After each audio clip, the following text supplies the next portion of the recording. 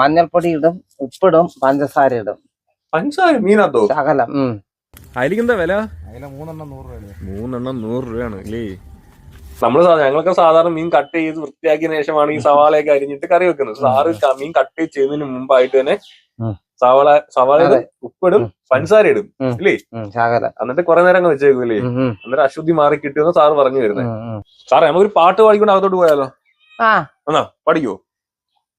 Car കൂന്തൽ കെട്ടിലെന്തിനു വാസന തൈലം, നിന്റെ വാർനെറ്റി തടത്തിലെന്തിനു സിന്ദൂര തിലകം. സാറേ സാറോടുണ്ടോ? ഞാൻ അമലാണ്. സാറെന്താ ചെയ്യുന്നു?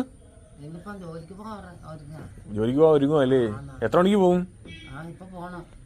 പോവാൻ പോവല്ലേ?